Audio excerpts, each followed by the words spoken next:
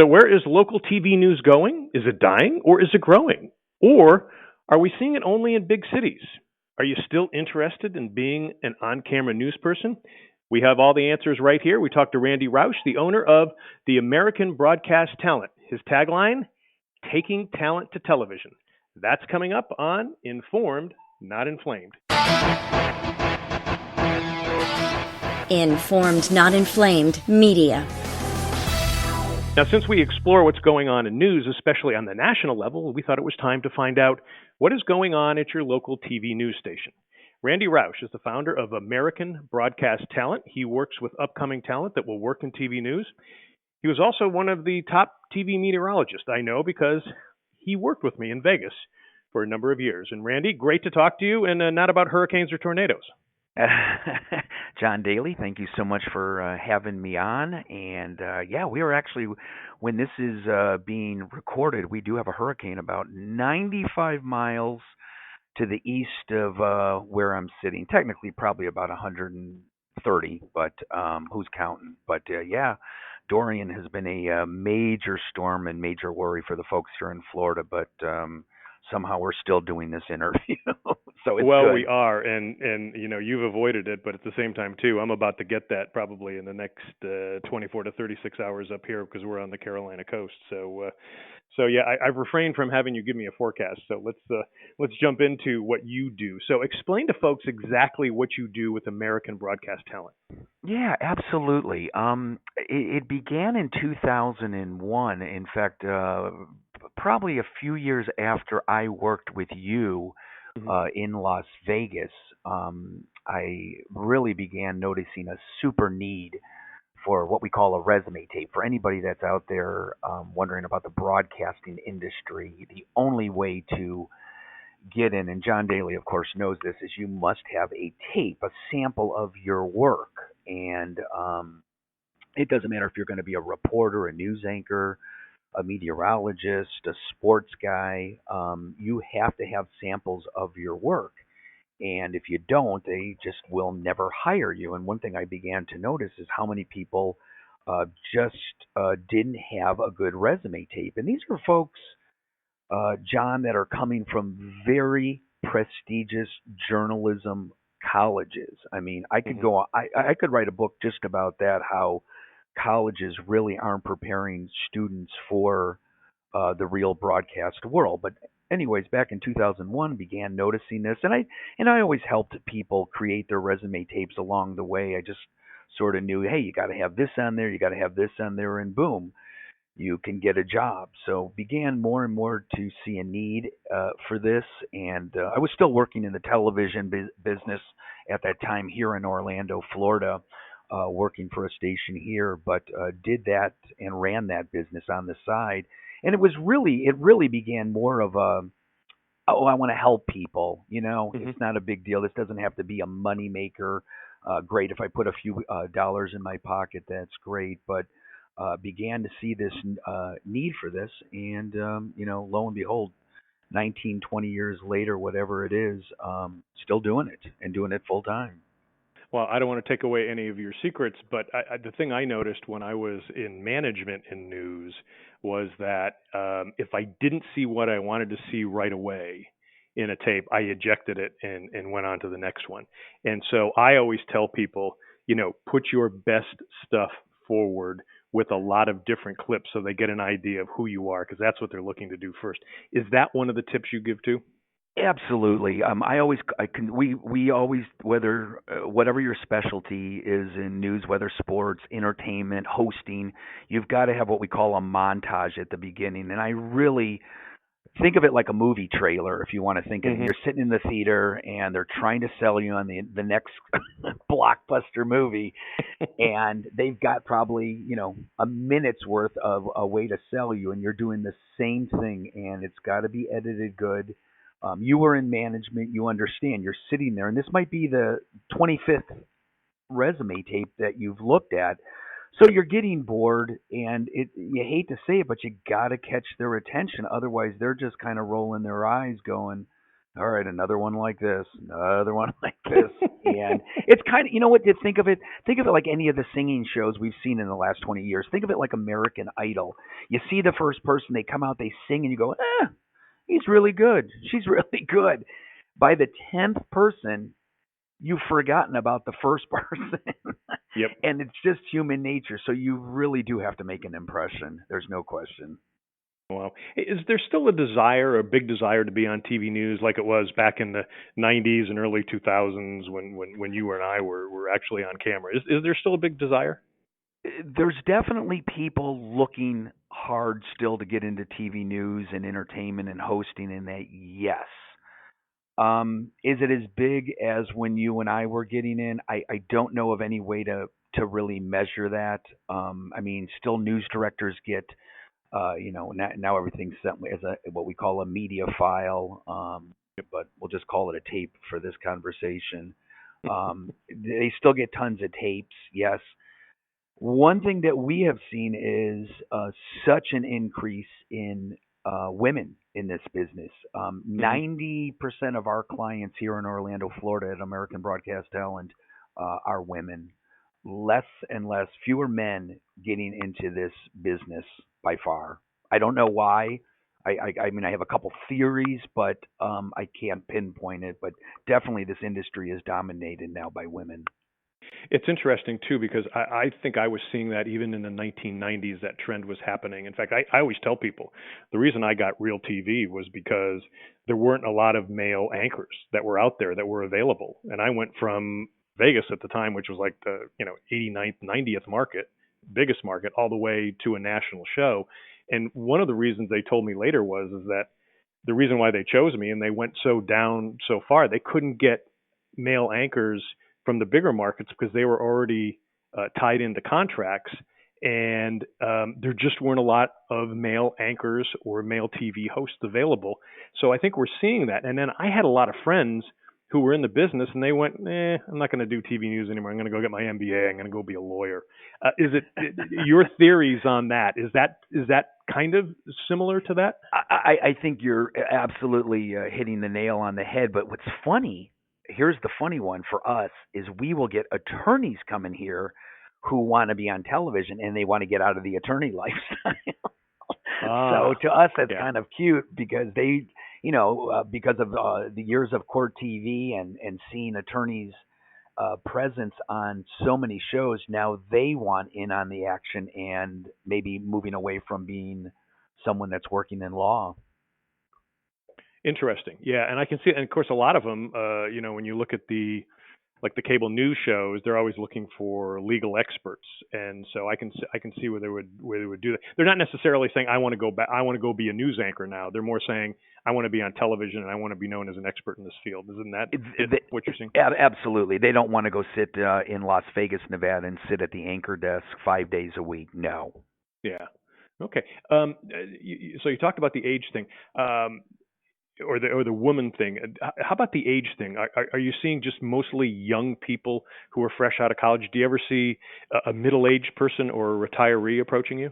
All the time, yeah. You'd be surprised, and I maybe Wow. it's the neat, cool world we live in now. I think years ago when somebody was 45, 50, 55, you thought to yourself, well, their career is pretty well defined. I mean, whatever they're doing now, that's pretty much what they're going to finish up doing. But we have had clients, 40, 45, 50, 55 who go, I want to make a career change, and they might be in public relations. We've had police officers who have just, Ah, they're just tired of being on the police force. And I think they've had some interaction with the media, obviously, over the years, and it's interests them. And they have come to us. We've put a resume tape together and helped them get a job.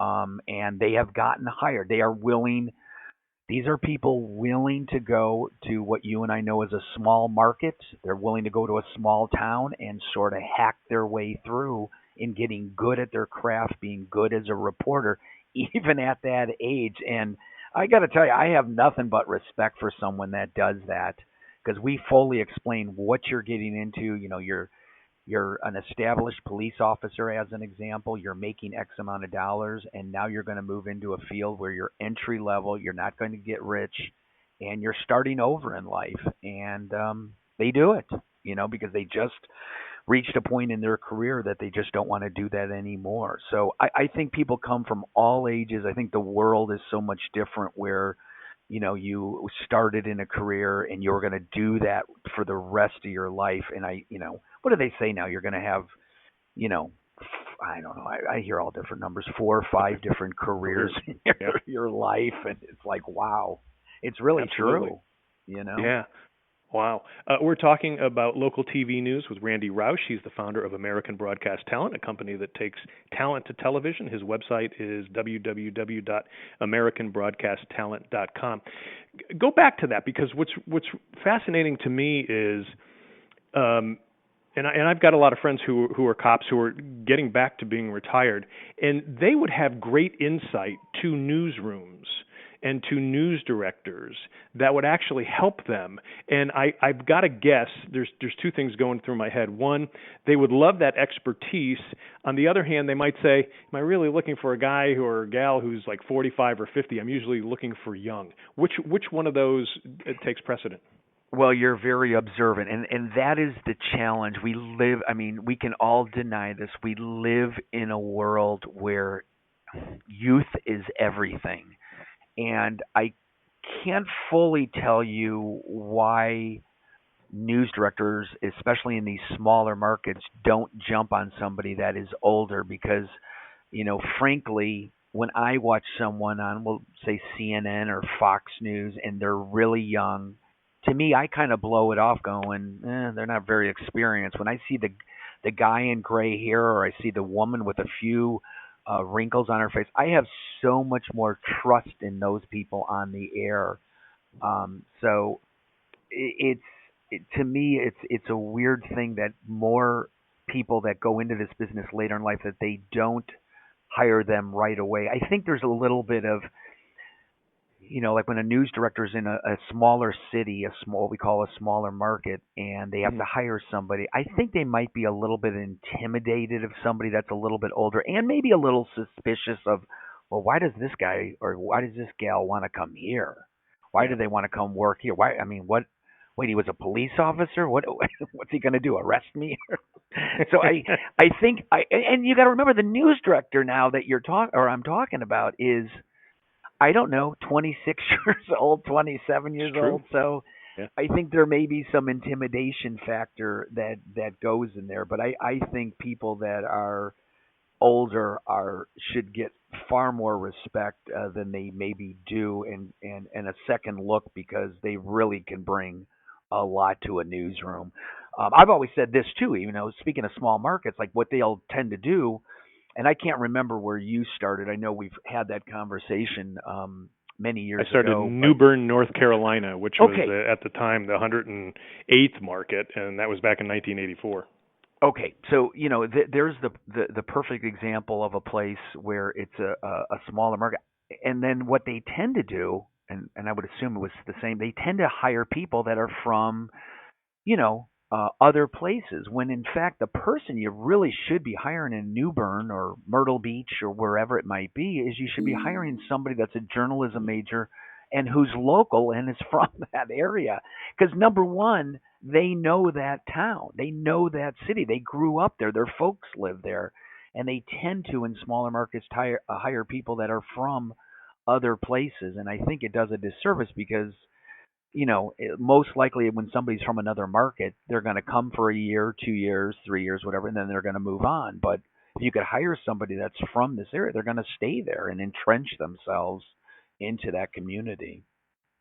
Well, unless they're really digging and doing a lot of investigation, and sponsors might want them out because if they really start finding the dirt. So there's the difference there, I would think. So that's fascinating. This is a fascinating conversation.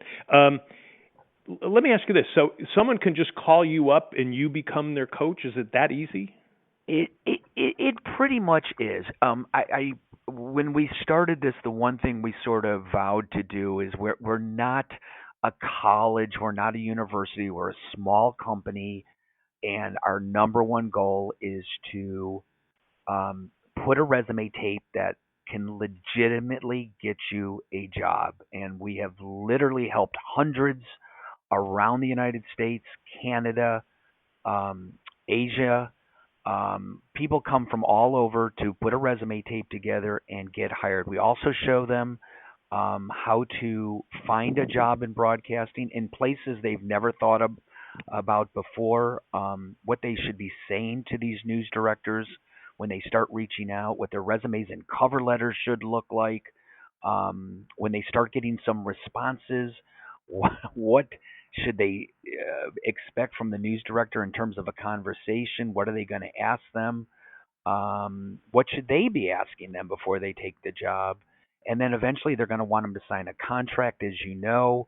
Hmm. They can send it over to us. We're not attorneys in any way, but we've seen enough contracts to know, hey, this is a normal broadcast contract. Or ask them about this, or this. Maybe, you're not considering about moving expenses, or do you understand at the end of this first year they have a right to get rid of you?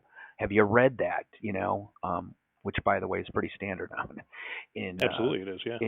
in contracts. So we walk through all the steps to get your tape done, help you sort of hold your hand through your job search and find a job. We don't act as your agent. We're not expecting when you find a job to collect money after that. Our main goal is for you to get working as soon as possible. And, to be honest with you, we have people working at the network level, CBS, ABC, NBC, Today Show, Inside Edition, and just about every other affiliate around the country.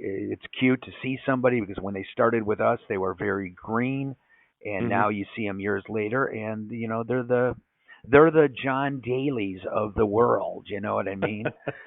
So people that know you know how very talented you are. Well, they to get to that level, it just doesn't happen, you know, overnight. It takes a long time. It takes time to get that good. It does, and at the same time too, if you put your mind to it, what we do isn't rocket science, and if you've got it in you, you can develop it, and it does take a little bit of time. Let me ask you, because you touched on something. You have people from Asia coming to use your services. Are you helping them find jobs here, or helping them find jobs in Asia? We've had a number of clients from there, and they're going. They have two things in thought. They'll put a tape together. They'll do it in the tape in English. Many of them were raised that come to us at least speaking English. They have an interest in American television and trying to break in here, but they also want to maybe take the tape back to Hong Kong or somewhere where English is fairly prevalent, and depends on the network where they're trying to get on. And they will make their own attempt to try to get a position, halfway around the world. So, Wow. they don't it's a little different game for them because for us around our country we have, and this, a number of affiliated stations around the country, in each and every market it's much different. Say in China, how they're looking for a job, everything is sort of state run, and it's just different in Interesting. finding a job. Wow. Wow. That's really good stuff. Stuff that, man, I never thought we were even going to talk about here. We are talking about local TV news with Randy Rauch, the founder of American Broadcast Talent. It's a company that takes talent to television, as he says. The website is www.americanbroadcasttalent.com. Randy, let me get your take on what I've been seeing with local TV news. And again, I'm looking at it kind of from my media bias sort of stance on things. To me, it's changed dramatically, especially after the Great Recession and also the advent of social media. We TV ad revenues are way down compared to when you and I were in there.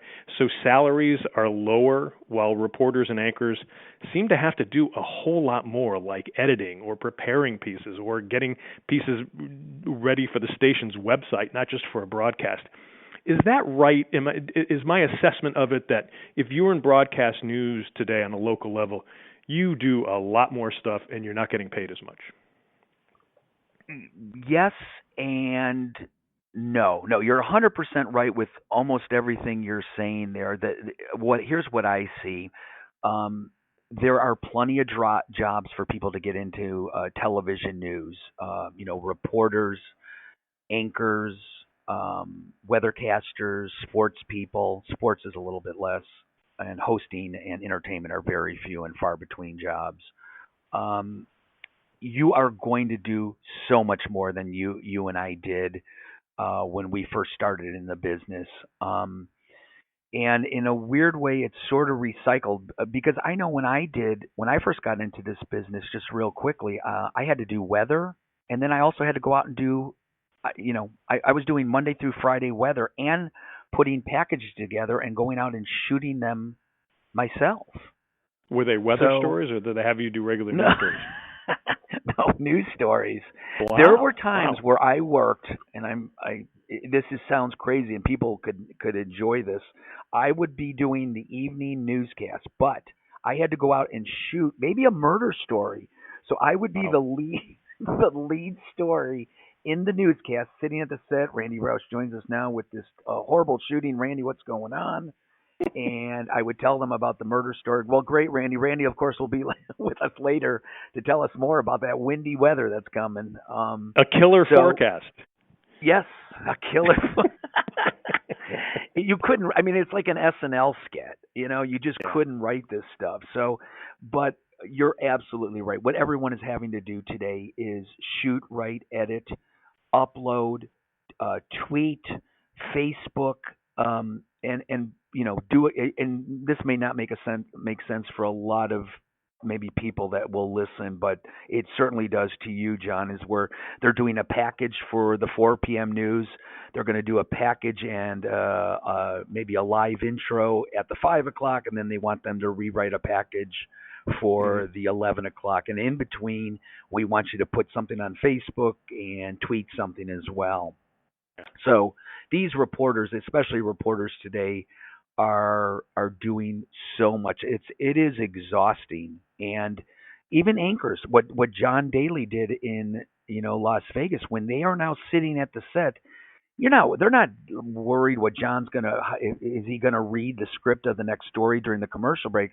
John's gonna be sitting there tweeting and Hmm. Facebooking and answering questions to his fans and people because that's now what the station expects him to do. So Yeah.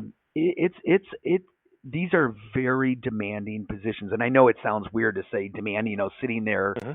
tweeting and John Facebooking when he's sitting up at the set at a station, but people don't realize that he's reading an entire show, and a lot of these scripts he just got handed to him, 10 minutes before, and they're not always written perfectly. Yep. And so, unless John proofs this, it can be disastrous at times. So, I think it's even becoming harder for anchors. And then they're looking at the anchors now to go out and report and put a package together and maybe do a live shot for the late show or whatever it might be. So the demands are amazing. And then I think bottom line, and this is where it gets the truth, is it kills journalism. You don't have time as a reporter. We'll use that as an example too, Hmm. put a story together and put it together fair and balanced. It's Yep. impossible.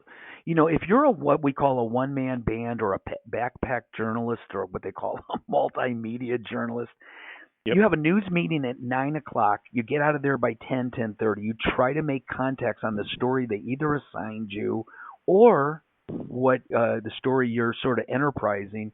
Then you've got to catch up with the interviews. If you're trying to do a story that literally has two sides to it, there's no way you're going to get that done by the 5 p.m. news without cutting something short, without going, Yep. well, I'm going to get an interview with so and so, but there's no way I'm going to have time to get the other side of this story. It's just impossible. So journalism, and you know this because you are a talented journalist. Journalism is just in a way dead of what we know as normal journalism, where you have sources and you have two sides to the story, and we're not going to run this story until we you know make sure this is fair.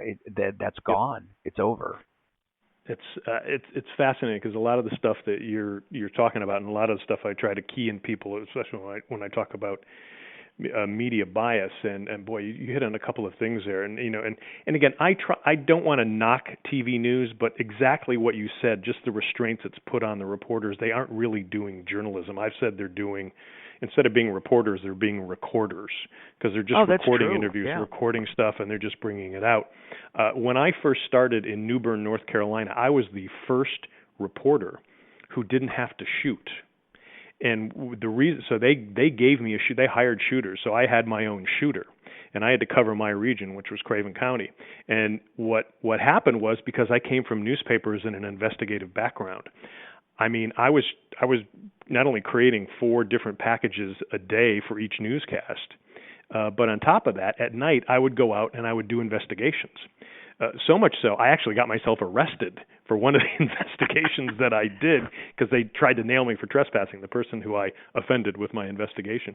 And so what the news director back then said was, I really want a journalist. I want an investigative journalist. So they freed me up from the editing and doing all the other stuff. So, I could work all those extra hours. I was single at the time, so, I hadn't met my wife, so, I didn't care. At 6 o'clock at night after I had dinner, I went out and did investigations. So to me, that was a ton of fun. But I was doing real news and real journalism. So what you're saying is I don't know that we're getting that from TV stations. One of the things that I do say for TV stations more than anything else is that, and I try to tell people, follow your local TV news station, because they've got breaking news. They will know things right off the bat, and that's what they are really good at. In fact, one of the things that I teach people is to go to your Twitter feed and go follow the assignment desk manager of the TV station, because that assignment desk manager is going to start putting feelers out. If they think something's going on, you'll have an even bigger jump on what might be happening in the news. So I think it's kind of that, even though it's changed drastically, I think in some respects it's still the same, and the social media stuff you were talking about makes sense. I don't know if you remember, but when I first got to Channel 13 in Las Vegas, we were a horrible station. And our general manager, Pete Bannister, and then eventually our news director, Matt Zelkind. And one of the things they had said to me being the main anchor and the managing editor, and I was really keyed into my managing editor roles.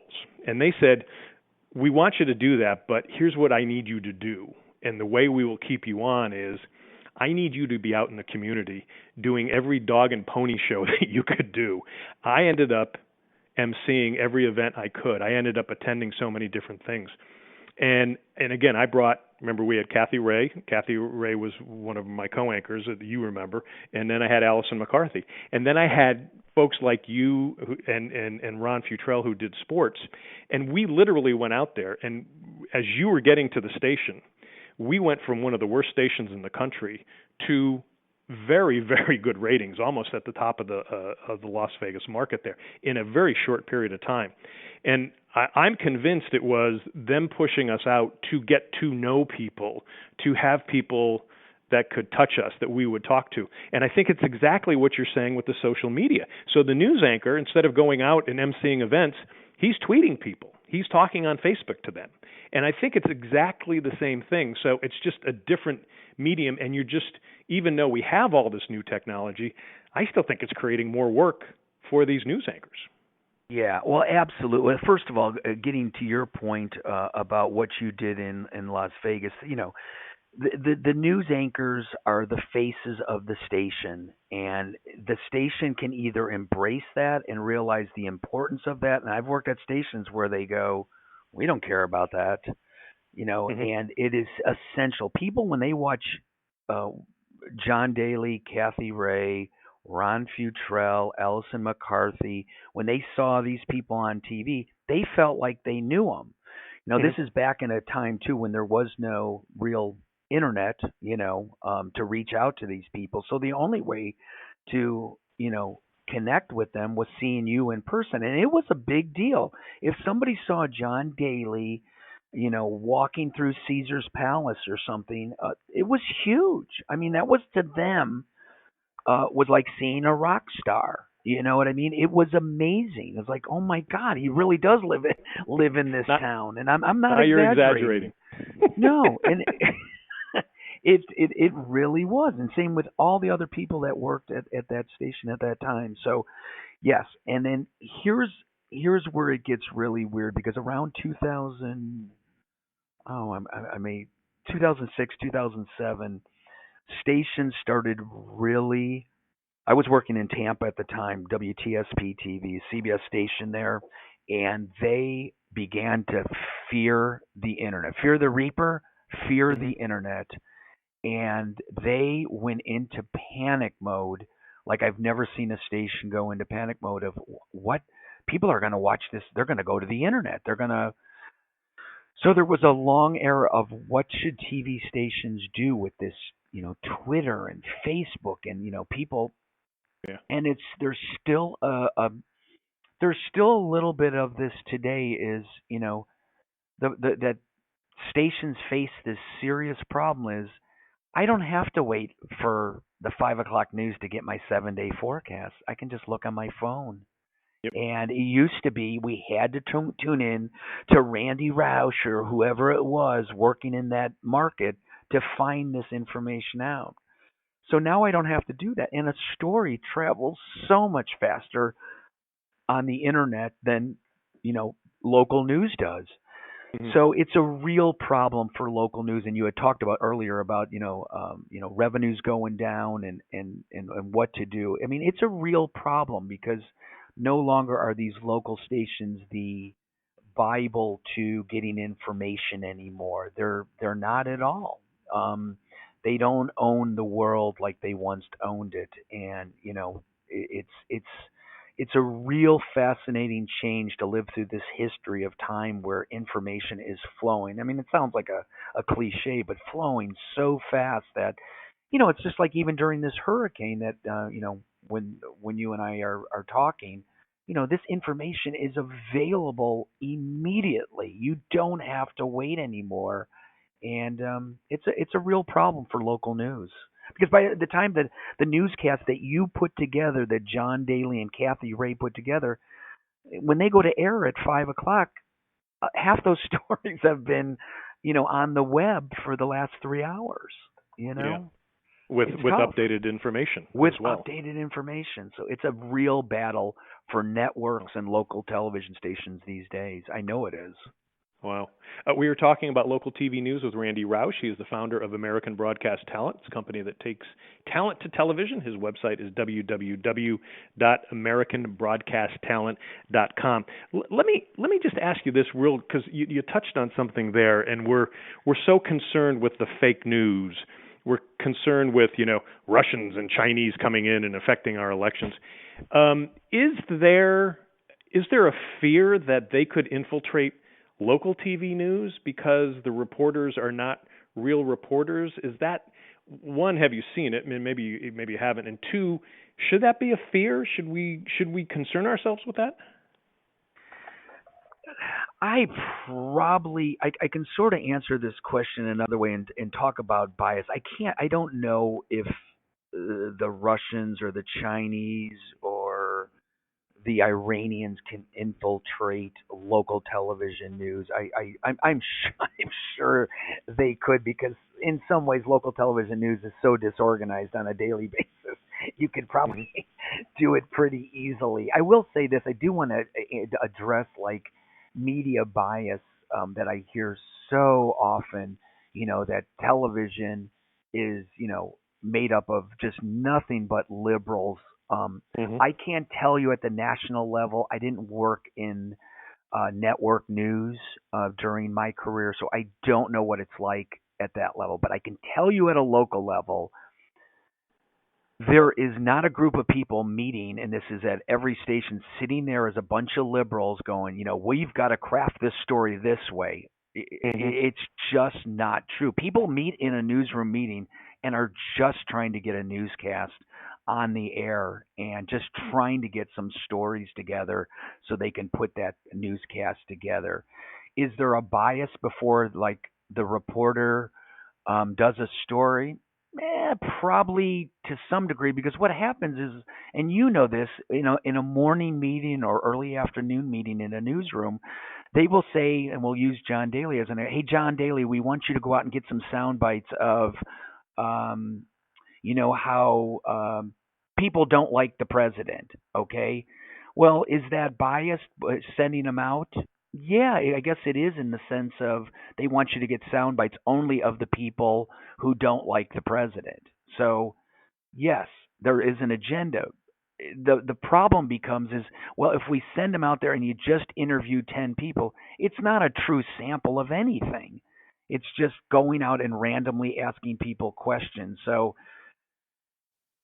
I'm just telling people from a local level, there just Hmm. isn't this bias. There isn't this conspiracy to, people on the left trying to get people on the right or a majority. It's just people trying to do a newscast, and whatever happens and whoever they talk to as best as they can, they're trying to get that newscast on and tell a story. And I would believe me, bias is the last thing that's coming in the picture, at least at the local level. I would agree with you 100%, and I'm absolutely amazed when I talk to people who I've been in the news business with, and come to find out that some of them are like really hard right wing. Yet they've been Absolutely. in the news business working on a local level. I never saw their biases, and then I've had other people who were really left wing. I never really saw their biases. Could there have been something unconscious that got in there? Yeah, maybe there could have been. What I'm finding, and again, I'm trying to write the new book on media bias. I'm trying to update the whole thing. But one of the things I came across two really interesting stories, and it's not the reporters, it's the management or the ownership that is doing it. So I had two stories. One of them was, I think it was down in your neck of the woods, down in Florida. There, a reporter came back covering a Hillary Clinton rally in 2016. And so put the story together, and I don't know if the news director or somebody saw it and said, "You got to go change that." And she said, "Why?" Well, because you showed that there weren't a lot of people there, and we don't want to show that there wasn't a big crowd size for Hillary. And the reporter was like, "Are you serious?" He goes, "Yeah, you have to do it," and they had to switch it. The other story on the flip side um, was a station, and I won't name it yet because I don't have the full thing of it. But this is an agent that's telling me this exact story. A reporter actually got a one-on-one with Trump, and he was heading out to film his one-on-one with Trump that he would bring back later. As he was leaving, the general manager of the TV station said, "Okay, here are the questions to ask him." And the guy goes, "No, I got it all set up. I've got it all laid out." And he goes, "No, these are the questions you will ask Donald Trump. And if you don't ask him, don't come back because you won't have a job." And this is a guy who was like 20 years in the business there. So, Did you get any there is feeling of what some. those questions were? Were they more pro-Trump or trying to nail Trump? No, they were very pro-Trump. They were very Okay. pro-Trump because this was a news organization. Hint, hint, hint. That was very pro-Trump. Gotcha. Um, Gotcha. and so there's two sides of it, but I agree with you 100%. I don't see the people who are reporting and have to bring the news to a TV news station. They have too many things to think about, let alone Oh trying my to God, think they're about just trying to that. get their story done by the end of the day, and they just that's all they're worried about. They really are. Bias. Are you kidding? I can't even. You don't have time to think of bias. Yeah. It's interesting because you're leading into another really good question I want to ask you about. And again, we are talking about local TV news with Randy Rauch. He's the founder of American Broadcast Talent, a company that takes talent to television. His website is www.americanbroadcasttalent.com. So we talked about okay, there's a political divide that everybody sees out there.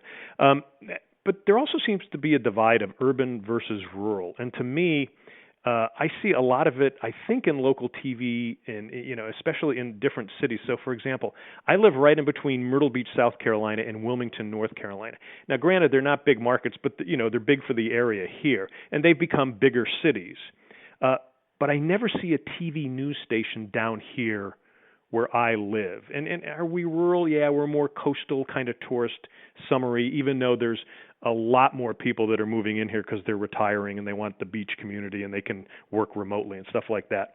Are you seeing that? Are you seeing that this is a local TV news is more of a city factor as opposed to being an urban or rural or even a suburban factor? is your question are TV stations covering the rural areas well, or are they still sticking to the cities? Is that what you're My referring to? Yeah, my guess is that it's easier for them to cover the city because it's right there, and as opposed to all the different things that we're talking about that they have to do, they're not necessarily going to get out into the rural communities to figure out and find out what's going on there. Oh, absolutely, and it relates back to some things we've talked about. I happen to know your area very well. My first job was along the Grand Strand in Myrtle Beach, South Absolutely, yeah. Carolina, so I know the area you're talking about. Yeah, I mean, if you have a story and you've got to get this done, literally, you might have 2 hours to get the sound bites and get all the video you need so you can get back and edit at a time. And you tell me you want to drive, the station's in Myrtle Beach and you want to drive to Wilmington to get a sound bite, they're going to look at you like you're insane and they're going to tell you, no, you got to find somebody, down the street. You are not going to go to a story that is that far away. You'd really have to pitch them that, hey, this is a great story, and then what they're going to come back to is, our demos, our demographics, not in that area, not in that rural community, Hmm. and then they're going to tell the person that we don't want you to travel there because there's not the ratings aren't going to matter from that area. And this is the same. There's another aspect that we should talk about is how TV stations are even doing a newscast today, and it's demographics. I mean, newscasts now are not the stories, the most important stories of the day. A newscast is crafted on how it fits into a demographic of that station. You are not covering the most important stories of the Myrtle Beach area. You're covering the stories that appeal to a certain demographic that we can call the most important stories of the day. Does that make sense? Well, and also probably at a certain time as well. So, for instance, that 4 or 5 o'clock newscast, it's probably going to be more of a female centric newscast. Absolutely. Somebody who's home, cooking dinner, taking care of the kids, and something that would appeal to them. So you might have more cooking, you might have more, health and diet type stuff, as opposed to maybe that 11 o'clock newscast. You might be getting more of the guy who's the local businessman. Something Yeah, like and what that. Does and does what that make sense? happens is, yeah, I mean, and the newscasts are getting crafted that way. And if you're a senior today, you're like 60 and above. There is no local news that they're going to do stories about your Absolutely. demographic because it doesn't appeal to them whatsoever. Retirees, and it's a shame because they're the ones that really have the wealth. They just don't spend the money like the younger people do. But the key demographics still for most news operations are women. That's the demographic they're usually going after. So when you watch a newscast, you are not getting the news of the day. I mean, there used to be a day, and you remember this probably when you started off. You went to city council meetings Yep. and sat there to listen to to Oh hear what yeah. was actually going on in your community, so you could get a story and do what was important for the community. Those days are so long gone. You're never going to see that again. Well, and to me, it gets into, and again, one of the things I write about in my book is, it's not just the left-right bias, that there's I call it the sports and entertainment bias, where we, create everything drama, or we create everything one team against the other. The other is the sponsor bias. And I think that's what you're talking about is the sponsor bias. In fact, our old TV station actually got nailed by the FCC. This was a number of years ago, different ownership, and years after we left, where they were actually not only helping advertisers, they were giving advertisers like half-hour shows to make them look like they were kind of news shows, even though they were Mm. paid for. And the FCC kind of came down on them. So you're beginning to see that. On the other hand, I look at TV news stations and I go, people just are not going to advertise their business and spend, $20,000 to get a 30-second spot. That is going to Yeah. be gone. Whereas they can go to Facebook and put the same thing on there for $5 and reach, millions of people.